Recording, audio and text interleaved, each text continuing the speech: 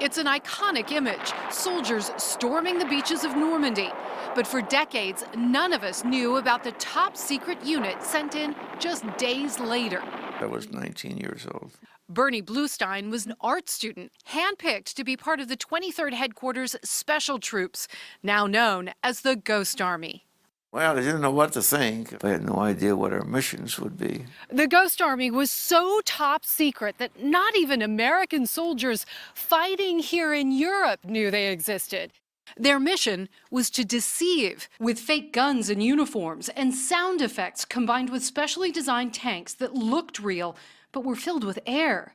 1,100 actors, artists, and sound experts acting as decoys. We learned how to install them and inflate them and deflate them and Repair them. In 20 minutes, we would have a tank erected or inflated.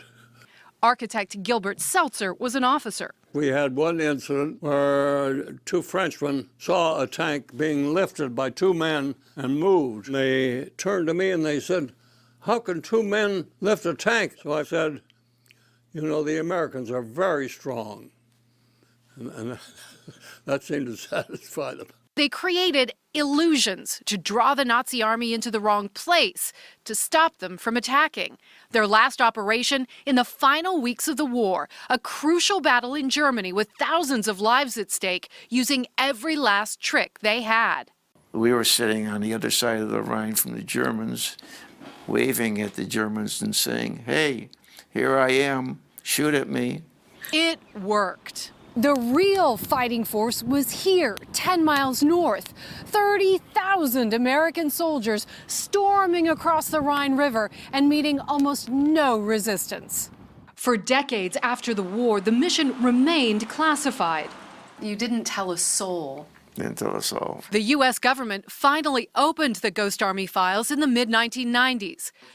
Rick Bayer spent hours with the veterans telling their story in a documentary. People say, why was it secret? And I think the reason was that it worked. And so we wanted to preserve that capability in whatever wars we might get into. Each of these soldiers came away from World War II with 5 battle stars. They really are the unsung heroes of World War II. Gil is now 104, still a practicing architect. Bernie is 95. Do you consider yourself a hero? I suppose so. I don't want to be, but I suppose so. If we saved even one life, I'm very, very proud of that. Proud, too, of how they fought, with a lot of imagination and a big dose of bravery.